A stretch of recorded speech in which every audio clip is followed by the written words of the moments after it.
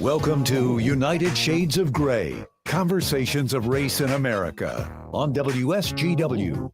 Now, here is your host, Kareem Bowen.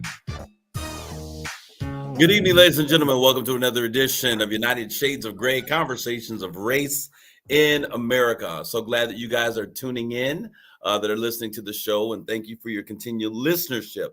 For those of you who are continually listening to us, why don't you like, tag, and share this conversation? Call a friend, get them on the phone, and say, hey, United Shades of Gray is on. Today, we have a very interesting conversation.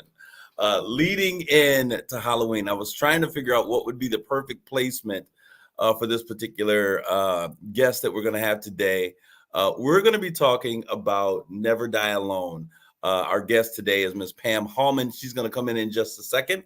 But before we get to that conversation, you'll understand why I wanted to bring her in on the day that we have the conversation that we're going to have today. Well, in just a couple of days, we are going to be celebrating, those of us who celebrate, those of you who celebrate Halloween. I am in the studio today, actually in my home studio, and I'm sitting here with my producer who's in studio with our studio guest on today. Imagine that one taking place. But John, how are you doing today, my man? John B. Pretty in the good. place to be. Hello. Oh, you gave me a pretty good first. That was different. You asked me how I was. I said pretty good. John, I'm curious. As we look at this, and I know that you are a PK, a preacher's kid, grew up in the church. We have very similar backgrounds as it relates to that. The Halloween season. So we're now coming upon the Halloween season. Is this something that you and your family celebrate? Is this something you celebrated as a kid? Have you transitioned since you've become an adult, saying that the kids are going to be dressed up as witches and goblins and all of these other things, running around getting pillowcases full of candy? So when I was a kid, we didn't celebrate Halloween. We'd go out to a movie with the family, just my mom, my dad, and me. And then the day after, we'd go to the store and mom would let me pick out whatever candy I wanted, which for me, it was great. I was still getting the candy. I got to choose what candy I got, and we got to see a movie with family and stuff, or we'd watch a movie at home or whatever.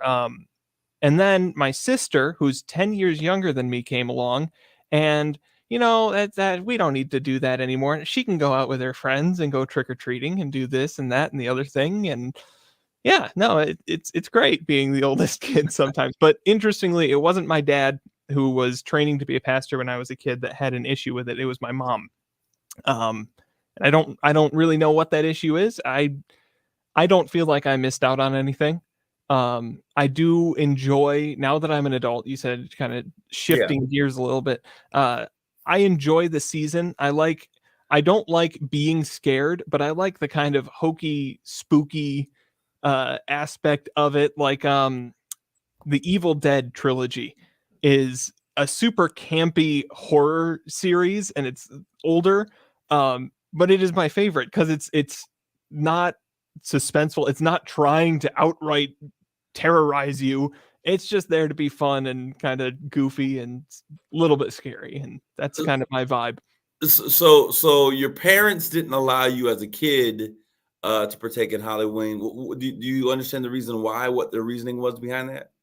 No, I know that it was my mom. My dad was like, whatever, do it. He didn't care.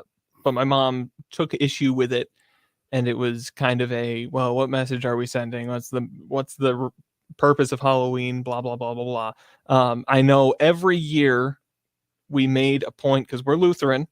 We made a point of Reformation Day on November 1st, the day that Martin Luther nailed the 95 Theses to the church door in Wittenberg. We made a point of acknowledging that every year, whereas Halloween was just kind of an excuse to get some free candy. Well, discounted candy, we'll call it. It's interesting. I remember as a kid growing up, just excited about it, which is interesting because my grandparents, I grew up with my grandparents who you went to hell for everything. You went to hell for wearing shorts on Sunday. You went to hell for dancing. You went to, it seems like everything under the sun, there was a hellfire sentence for it. But as kids growing up, I remember that there was never an issue with us going trick-or-treating. Like we would go and, as I said, like come back with pillow cases full of candy, and it was so much fun running around getting candy. We wore costumes. And I remember one particular time that we even wore, like we had like when we started getting older, they started having hallelujah parties because we weren't going to have our Christian kids running around here serving Satan. So they started having hallelujah parties, which basically concocted pretty much the same thing that we did at school. We would wear our costumes. We would get tons of candy. We would have a lot of fun playing games and winning prizes. And so it was never an issue of anything. But as I began to get older, this is what I think is interesting when people get older and they want to take the fun away from kids, right? As I've gotten older and really as I've strengthened my personal faith with Christ, and I've now as a pastor, and I'm looking at, we have to be concerned not just about what kids having fun and they're gonna think you're lame and all of this stuff, but really, if we're gonna teach principles, we either got to teach them and walk them, or not do them at all. And so my personal thought is, and I shared my not so popular opinion probably about 3 months ago, like we won't be celebrating Halloween. We won't be doing, we don't do Easter, we do Resurrection Sunday.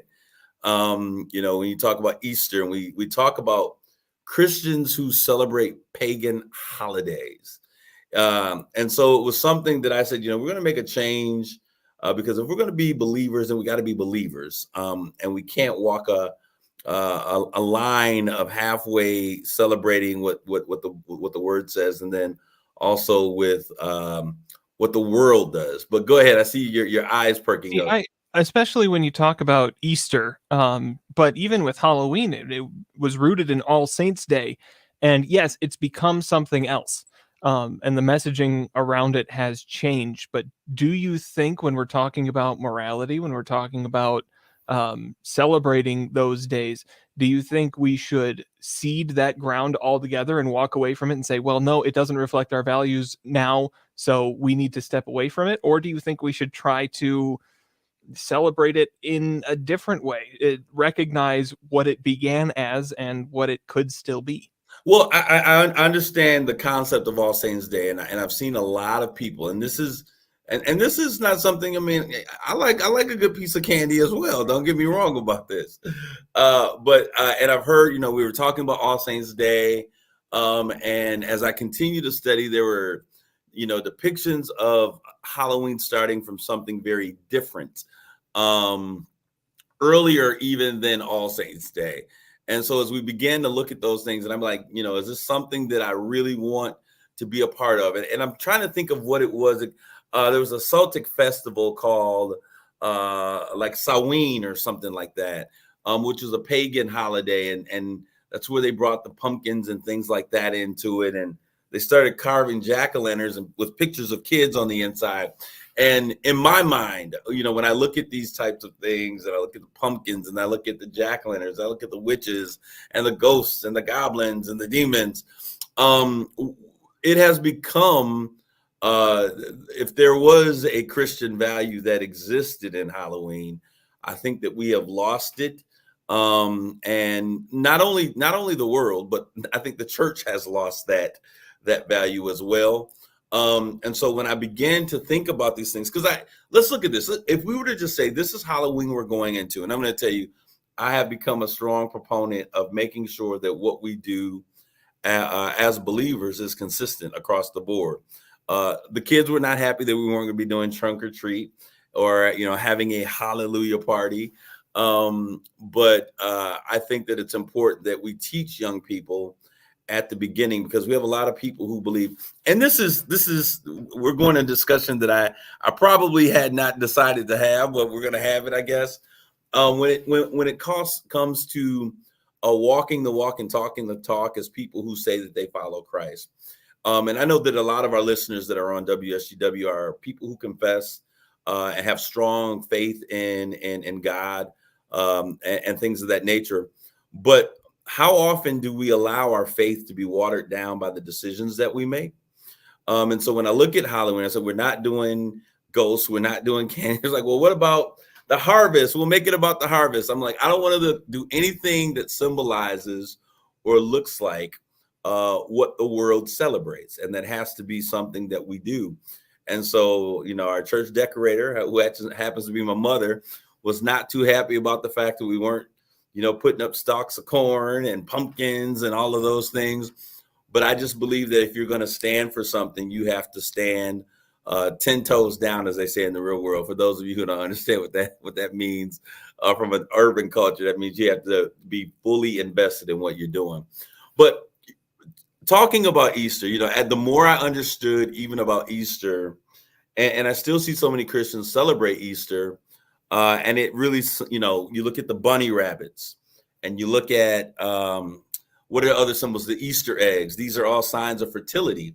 And when you start looking at Easterah, which goes back to the god Ishtar, and how they were gods that were about fertility, and they're all connected back to that same system of Molech in the Bible. Molech, who used to, child sacrifice and blood sacrifice of children. As believers, we have to begin to have a strong sense of faith. I always, they told us before that if you don't stand for anything, you'll fall for everything, or something like that. And I'm a firm believer of that. So Halloween this year, kids, my light will be off. The church will not be open. We will not be having hallelujah parties. And I'm interested because if we could bring in our guest, because I know that she has a person who is strong in faith. How are you doing, Pam Howman? I'm blessed. How are you? I'm doing well. I know you weren't here to talk about this, but I'm curious as to your thoughts as we talk about Halloween, which is just a couple of days away. What are your thoughts and opinions on celebrating this particular holiday? You've had kids and raised them and things of that nature. And 100 grandchildren I have.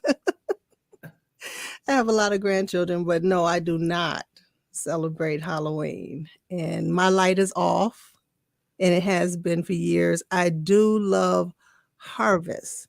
So I have a lot of colors around my house, just flowers.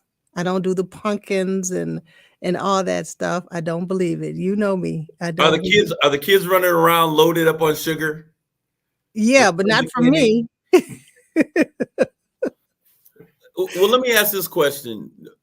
Do you think it's appropriate if you as an adult don't believe in the holiday to still allow your kids, because all the other kids are doing it, to participate in something like trick-or-treating and things of that nature? No, I don't think you should compromise your beliefs. If you believe that Halloween is a pagan holiday, then you should stay with that. Children will be fine. Buy a pizza, put on a movie, and they'll be okay. They don't have to.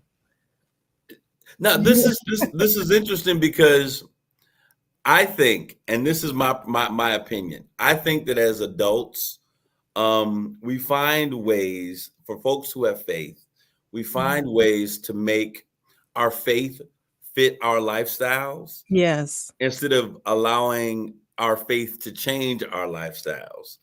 Right. And so I think that teaching children that you're not going to do what the rest of the world is doing because we're believers, and and whatever you do after you get out of this house is completely up to you.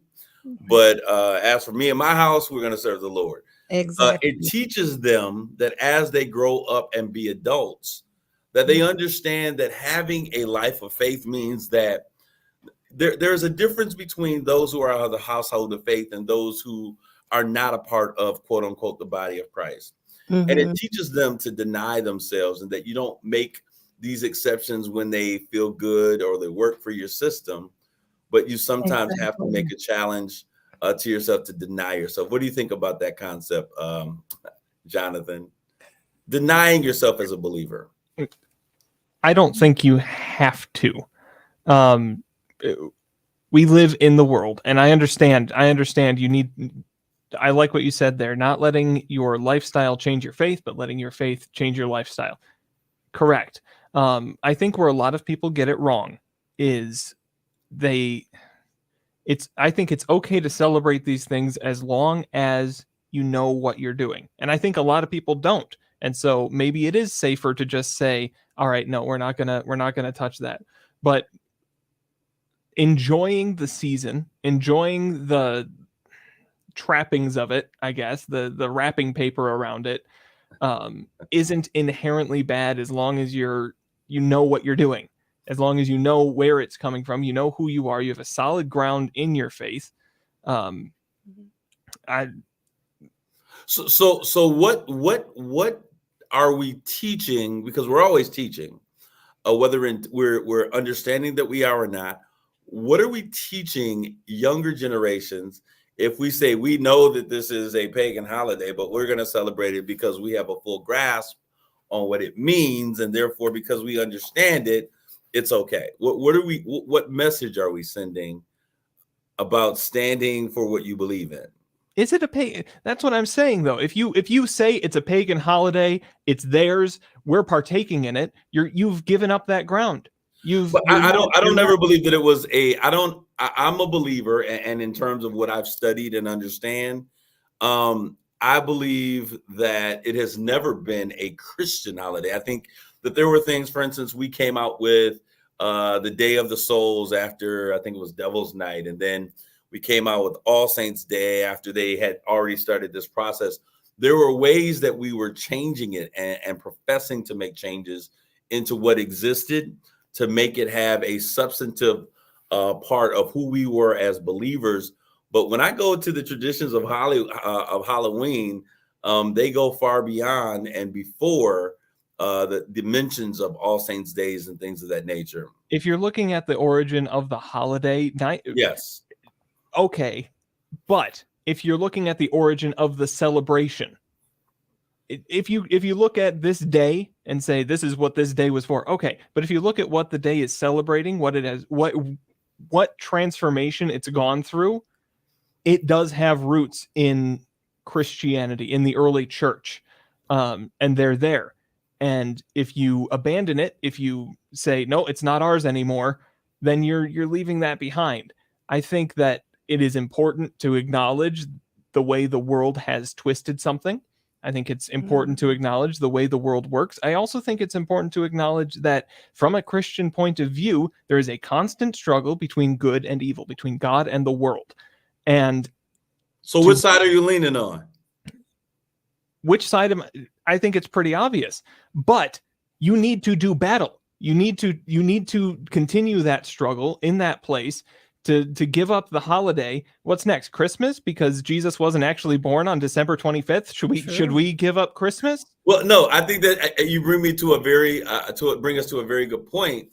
You know, even as we talk about those holidays, like Halloween and Easter, Christmas as well. And I think that as believers, we have to be aware. See, there's certain things that we as people don't want to give up because they are, shrouded in history and family memories and tradition. I want you to know that's not at all where I'm coming from on this. No, but okay. My understanding is that when you know better, you do better. And so one of the challenges that I gave them was that, hey, we can do a celebration of the birth of Christ. And we can do it without it being extremely reminiscent of what has become of Christmas, which is a very pagan holiday. We can celebrate his birth. We can cherish the fact that he is the Christ child. And in my family, like a couple of years ago, we really started to decline on purchasing gifts and giving gifts away and all that other stuff, because we were like, how do we celebrate the birth of Christ, but make it about the birth of Christ and not about what we get? And people going into debt and teaching their children that this is the system, the way that the world should go, and this is the way you show people you love them, by buying gifts and giving them to them. When the fact of the matter is, when you spend time and you get to know them, you love them, Those are some great ways that we can really show what the love of Christ is about. So I am making subtle changes in my lifestyle, and I'm challenging family and friends around us. So Christmas is more about the family coming together, sharing what we're thankful for, thanking God for sending His Son. We're keeping it biblical more sense than running to stores and doing a ton of shopping and things of that nature. So yeah, I think that it challenges us. I don't think that we can stop with one. I think that if we're going to quote unquote depaganize our holiday systems, then we should look at all of them and not the ones that are kind of like potato soup or tomato soup and grilled cheese on a cold afternoon, October afternoon, those things that are comforting to us. But we really have to challenge ourselves in some very powerful ways. And do you think the world is ready for that kind of challenge? Do you think we're kind of caught in our celebrations? I don't know what you mean by that question. Because we are a culture that loves to celebrate. We celebrate New Year's Day, we celebrate Memorial Day, we celebrate the 4th of July, we celebrate Resurrection Day, we celebrate Halloween, we celebrate Thanksgiving. So we are a culture of celebration. Do you think that we have become so accustomed, whether they're pagan or not, we have become so accustomed to celebrating of celebrations that we would find it hard to walk away from some of those things? I don't. You're asking the wrong person, because I don't think we should walk away from any of those things. So you think we should just continue to in those things? What about you, Ms. Hallman? Mhm. Are we too sold in our celebrating and too sold into having fun to really relinquish some of the things that we're doing?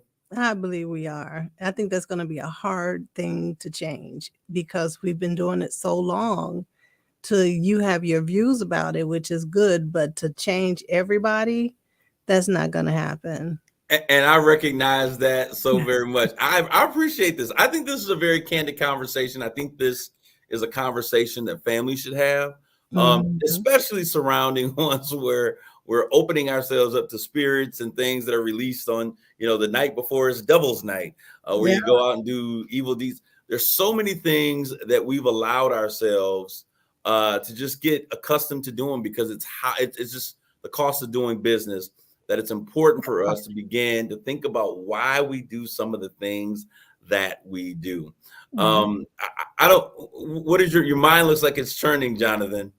I think it's disingenuous to say that anybody who's celebrating Halloween right now is opening themselves up to evil spirits and celebrating Devil's Night the night before. You call it disingenuous. I call it uninformed. And I think that we have a responsibility to know what it is that we're celebrating. And so I think I see some people. It is a very tough topic. I'm looking at some of the feedback that's coming in.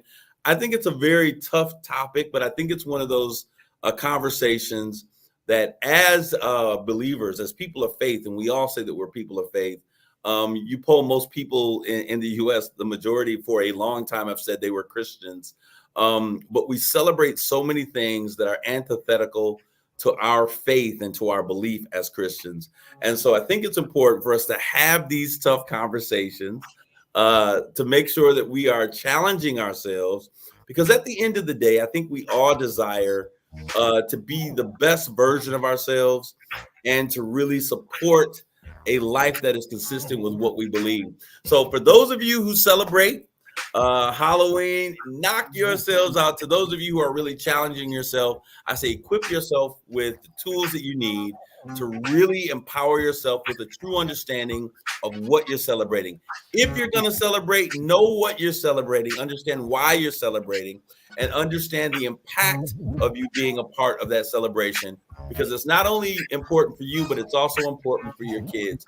We're going to take a quick commercial break. We're going to come back right after this break, and we'll talk more with Pam Hallman on her death duo.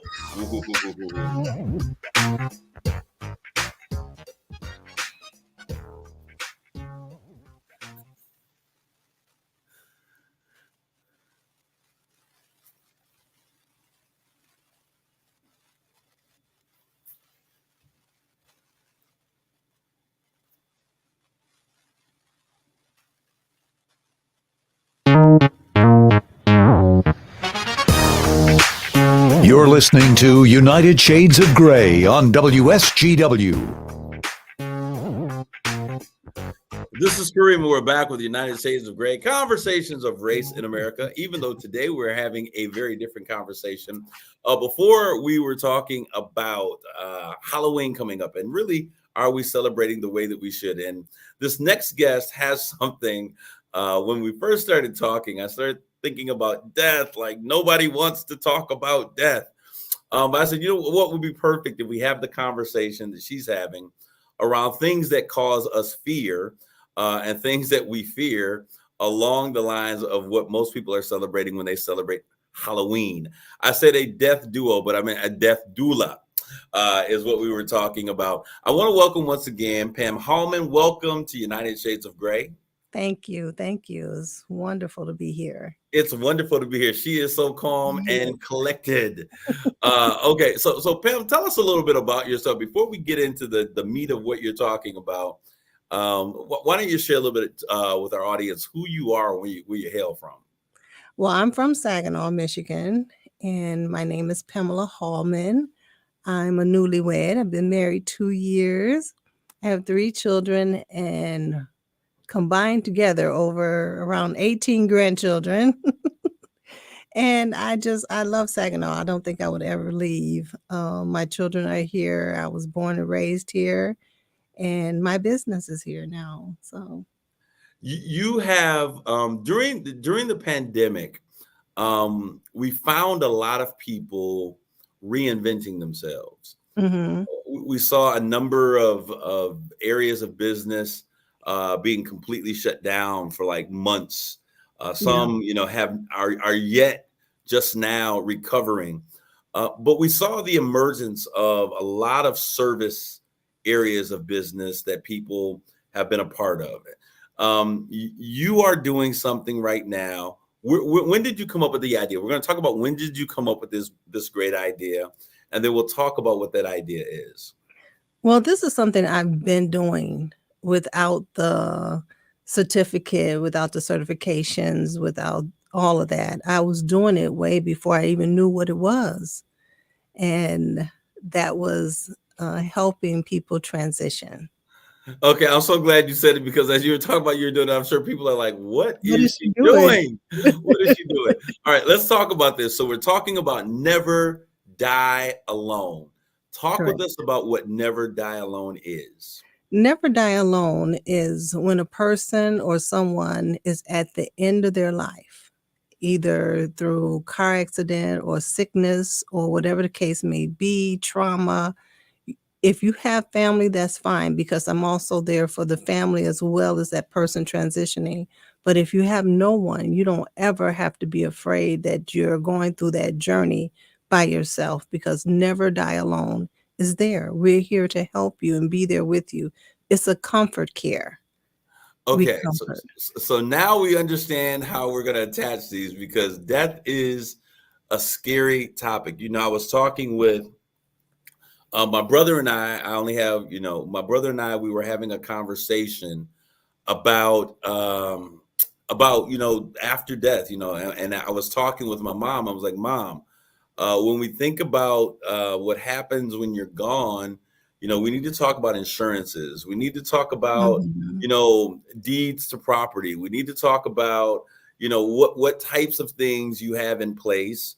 Mhm. And if there are other things that we need to put in place so that when you die, we're not selling chicken dinners to sell you or GoFundMe's, but we just want to Exactly. make sure that we have everything in place.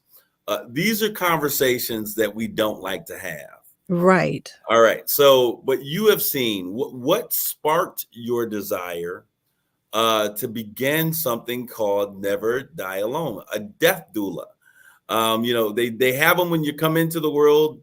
They help birthing moms, with Birthing doulas. information. And Mhm. what's that? A birthing doula. Yeah, a birthing doula. They have a birthing Mhm. doula that helps them come into the world. Now you're saying just as they come into the world, we have to support their transition as they leave the world. As they leave. What brought about this very interesting, I think it's a very interesting business. Where did this come from? Like I said, I've been doing it. I've helped family members transition friends transition. But what really sparked it was my 34-year-old niece that died from cancer. And I was there. I moved into the hospice home with her, and I didn't leave her side. And I watched the whole transition between her accepting what was going on and actually denying it and going back to leaving this world mentally until she left physically. And there was for her a fear, the beauty. And when she transitioned, it was an experience that will last a lifetime for me. I will never forget it. Even though I was there for my mom, it was because I moved in with her. I was there to see all the different changes and the steps that took place leading up to her transition. And at that point, I knew that's what I wanted to do. I want you to share just a little bit, because just you talking, you've already had some experience that I'm sitting there thinking like, I am lost on. I don't know how you do it. I don't know where you gain the strength from. Share with us some of the things that you've noticed in helping family members transition, or Mhm. friends or individuals at all. Mhm. What are some of the things that you notice, stages, the experiences that you've noticed when people are transitioning? Well, my niece was a very strong believer in faith. And she stood on that for as long as she could. And she began to understand that this is what God had in plan for her. This was her destiny, that this is the way that the Lord was going to heal her. And I watched her go through denial and believing that the cancer was going to go. Then I witnessed her accepting that this is what God had for her. And then the beauty came at that moment when between life and that moment of death, there was such a peace over her and in the room. Her whole face and everything transformed. She went from the death rattle that they call it, the breathing, the last stages as her lungs began to fill up, to a peace over her and a smile at that moment of transition. When you're with individuals, Mhm. um, what are some signs that you've experienced that a person has finally accepted? Okay, I've had cancer. I've been fighting cancer. I've gone through chemo. Chemo's not working. I've done radiation. Radiation's not working. And they finally come to a place that they resign and they accept their fate. What are some signs that you recognize, that people may not notice in having conversations with people who are going through traumatic episodes? Well, my niece was able to speak. Okay. For her speaking, she said, "I'm tired. I'm tired." And she was waiting. She was in Arizona. Her mother was in Minnesota. She was waiting. And when her mother got to Arizona, she said, "I waited for you."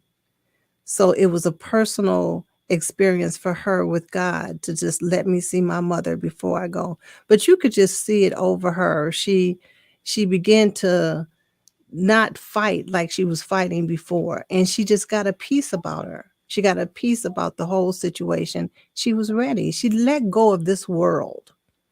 She let go. You could see that she let go of the things of this world, like what we do every day. It didn't matter anymore because she knew she was transitioning on. When you think about what you're doing, and you said that you've done this before you even knew it was a thing, how did you find yourself continually being in a place? To me, it would seem very traumatic and very heavy. Mhm. But how did you find yourself continually being in a place where you're assisting or being present when family members are transitioning? It seemed to just happen. My a girlfriend husband was transitioning, and she called me. She was holding one hand, I was holding the other. My mother was transitioning, I was holding her hand, and my sister was holding the other. I did have one sister that when she heard the death rattle, she knew my mother was struggling to breathe. She said, "Call me when she's gone." She couldn't be there for that. But God gives me the strength to to see the beauty in it is it's a beauty that is hard to explain, that they're not there. It's hard for us, but it's a peace for them. You know, when my grandmother was passing away, it was a very interesting situation.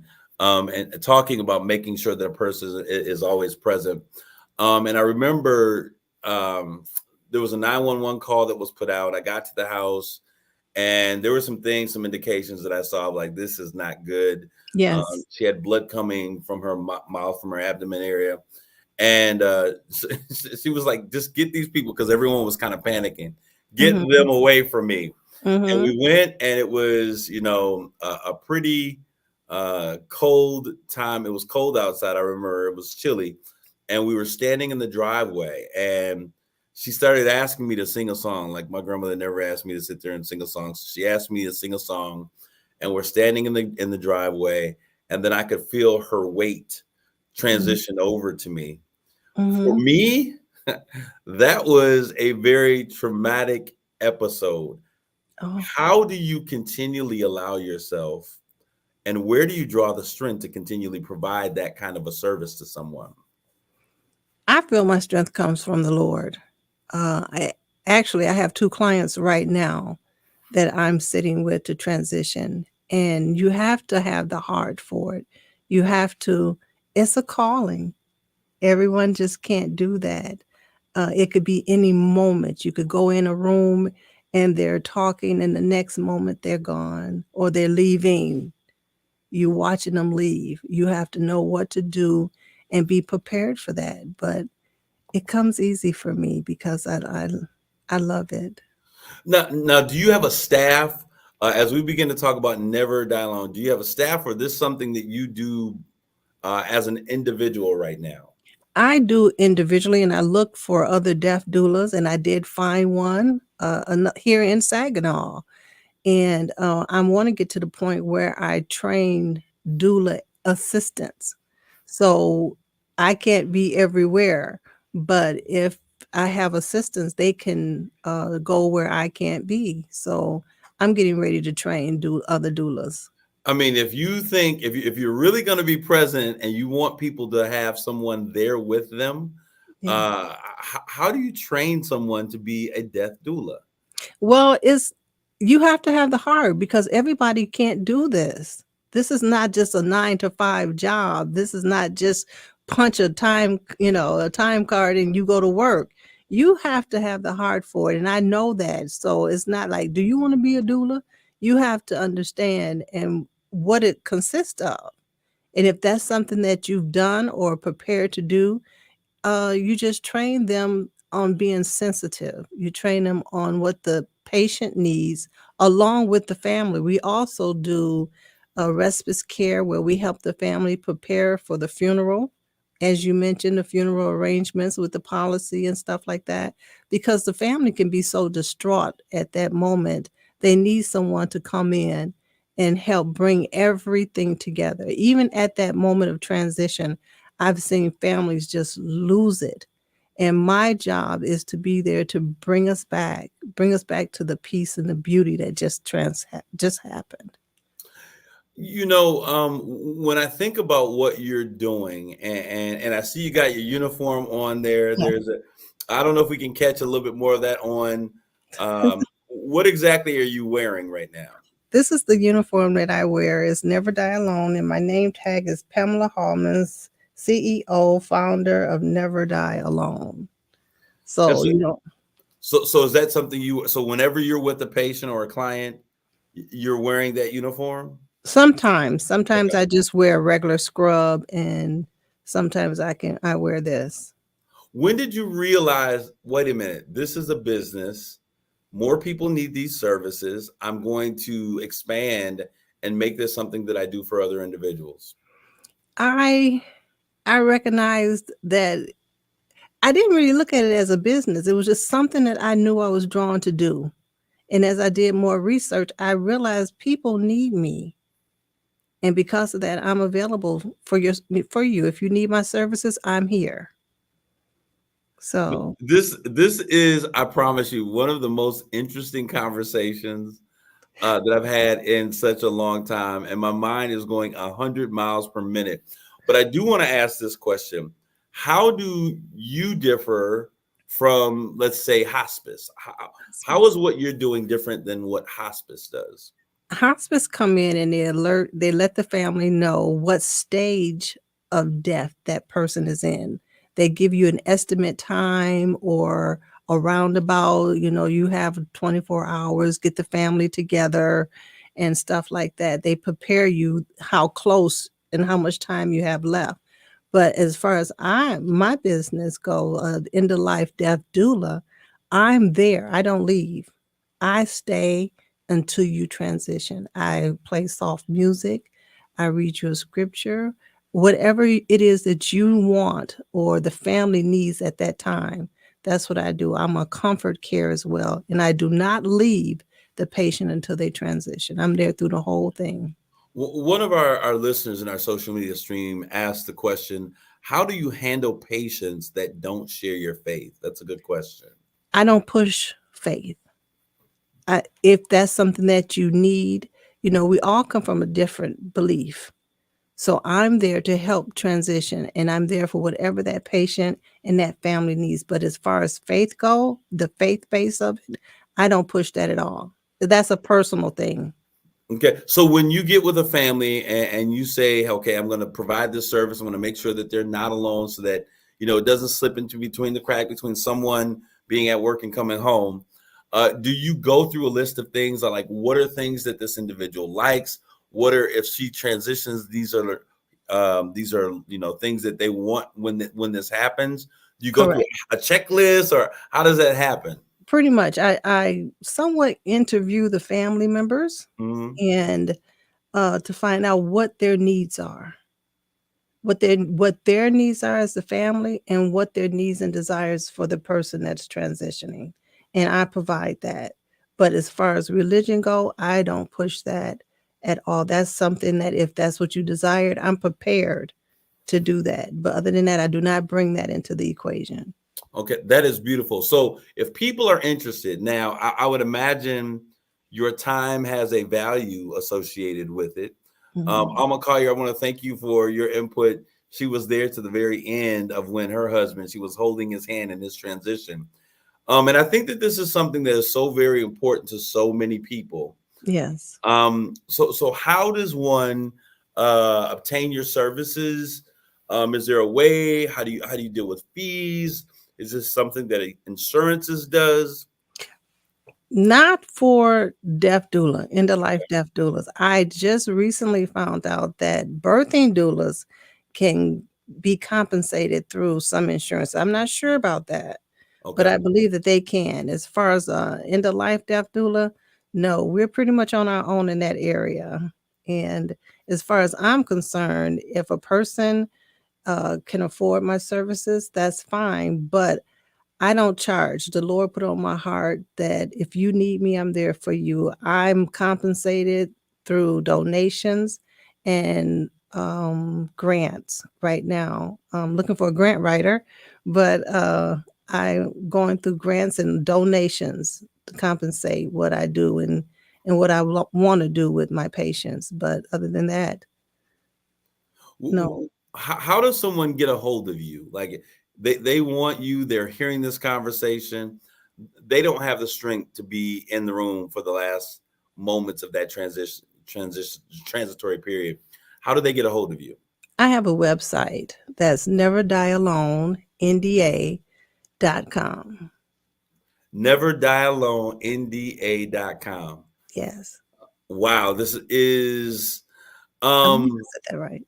yeah, no, NeverDieAloneNDA.com. Yes. Okay. And someone asked, is a death doula gender specific? So I guess if the person that is passing, if there's a man, is the doula, should that death doula be a male? Or is it just kind of whoever needs that compassion and It's is whatever interested? they need. Okay. This is a period in time where I don't have no rules and regulations. My job is straight comfort. Whatever gonna make you comfortable. If you're gonna be more comfortable with a male, then I respect that. But if it doesn't matter, It's up to that client. It's up to that individual. What you need is what I'm going to do. Even down to providing food. That's where the donations come. You know, some families are grieving. They haven't eaten. If I know that, I'm going to bring in something, you know, for the family so they can have some substance to get through this situation. So I do it all. This is absolutely amazing. If someone is listening, what are some qualifications that you think are important if someone's thinking maybe they'd give you a call and they want to be a part of your team? Mhm. Do your research. Do your research about a deaf doula, along with you have to have a heart for the person that's transitioning. It's not your regular job. It's not a normal 9 to 5. And you have to be able to be there, not just for the person transitioning needs you, but the family as well. And if you fit those qualifications and you have the heart, then give me a call. I can use you. What is the most rewarding thing about being a death doula for you? Being there at that moment. I can't even put into words the life and death, that one moment there that they transitioned. When my niece transitioned, she was going through the death rattle. And when she took her last breath, the smile that came over her face, it just sent chills through my body. It's not scary at all. It's a peace that surpasses all understanding. Well, and I think one of the things, and I brought you in and we were talking about Halloween, and this is airing right before Halloween, is because, fear of the unknown. And I think that that's what, I love. Guilty pleasure. I am a person who loves zombie movies. So when I think about these things, death causes a fear in people. I think because of the fear of the unknown. Mhm. How do you take that unknown and make it pleasurable? Not only make it beautiful, as you said, not only for the person who's suffering, but for the family. I think that's the gift that I have. I think when I come into a room, I come in with a peace and to understand that I'm not here, because you're dying. I'm here to support you as you transition.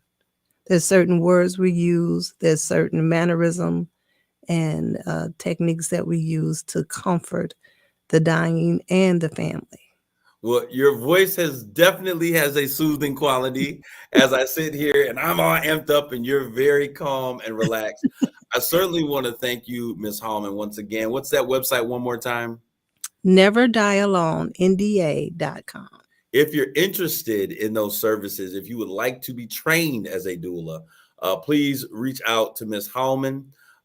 She has a wonderful plan of saving the world and making sure that no one dies alone. Let me ask you this question before we leave. Have you ever not been present for someone that you thought you really wanted to be there for? I was always present for that person. So I'll go. Okay, you'll go. All right. I'll Is go. there a class, really quickly? Is there a class for different cultures in terms of how they manage death? There's a class, a death doula class. I Okay. went to IAP College online, and you can get your certification through that online. Wow. I certainly thank you for your information. You have such a sweet spirit, a calming spirit. I pray that things go well with you and for you. Those who are listening, as you prepare for the ghouls and the goblin, make sure you prepare for your final arrangements. Both are scary, but both are necessary. Thank you for tuning in to another edition of United Shades of Gray, Conversations of Race in America. God bless you all. Grace and peace.